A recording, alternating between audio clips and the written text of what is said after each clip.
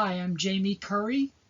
Welcome to a Safety Management System Module 5 presentation about the Williams Olefins incident in Geisinger, Louisiana. I'm going to be focusing on management of change.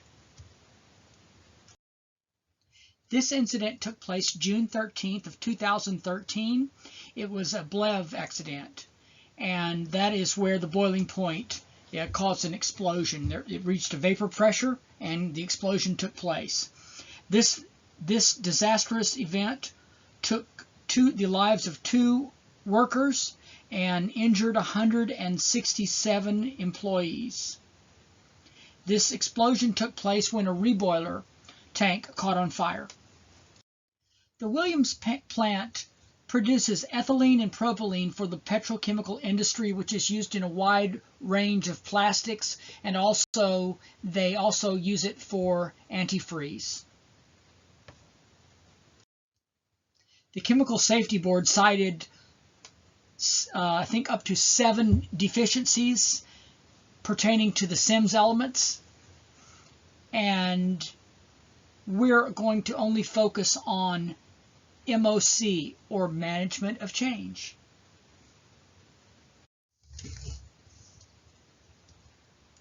Notice the diagram here. We see the 2 tanks.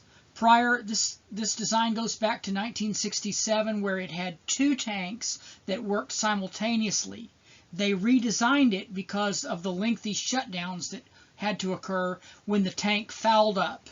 The reason it fouls up is because there's an oily compound that gets in the liquid. A heat exchanger caught fire and erupted and exploded. The problem leading to this accident was a failure to install a pressure relief valve between each tank and the block valves. By mistake, the vessels on standby had gradually accumulated propane over a 16-month period while it was on standby.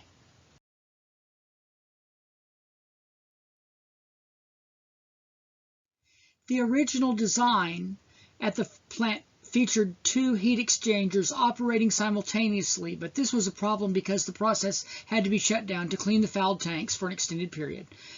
The tanks became fouled up periodically from tar buildup contained in the input fluids. So this solution was to install a new design featuring valves that would facilitate one tank to operate alone by blocking off flow while the other was cleaned from fouling. SIMS elements are found in 29 CFR 1910.119. We have similar elements found in ISO and in ANSI and also in API. They're all related in many ways, but these are the SIMS elements in CFR, the Code of Federal Regulations, and that's again 29 CFR 1910.119. As you can see here, there are I think there's 13 elements, and we're focusing on number 4, which is management of change. Again, focusing on management of change. Block valves were installed which isolated the boiler shells from the relief valves as part of the new design in 2001. An effective MOC would have recognized and solved this by installing relief valves at the block valves. Failure to recognize the overpressure potential is a root cause of this accident, and it tends to stem from MOC, a deficient MOC. In the report, we learned that Williams consulted with an outside engineering firm who recommended a valve relief system instead of the car seal. And car seals are often used as administrative controls, and it's not considered to be a robust control like the relief valve. This installing the relief valve would have released pressure when thermal expansion took place, and the undiscovered buildup of propane caused the vessel to erupt. ISO 9001-2015 is related here. We have some from MOC that we're going to talk about now, and that is 8.5.6 6. Control of changes. The organization shall review and control changes for production or service provision to ensure continued conformance with requirements. I'm quoting that. And I'm also quoting 8.3.6, which is also an MOC, relates to MOC. Design and development changes. The organization shall review changes related to the design to ensure there is no adverse impact on conformity to requirements. What are the lessons to be learned in terms of MOC? Again, as we mentioned, there were other SIMS elements mentioned. But one of the things is ensuring accurate identification of hazards when there's a change like this. And it was changes that took place over time. In this example, overpressure valves must be installed.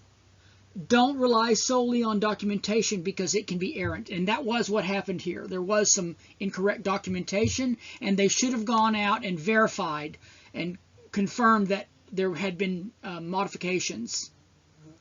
And another thing is verify changes with inspections and audits to process designs.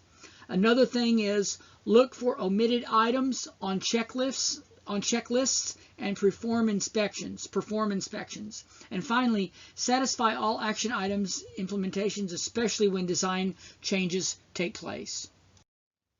My citations are the Chemical Safety Board, Williams Olefins Plant and Fire, and also the Code of Federal Regulations 29 CFR 1910.119, the SIMS elements, SEMS, and also ISO 9001, and that's the year 2015. There's an edition there. It's the 5th edition. Thank you very much for listening to my presentation.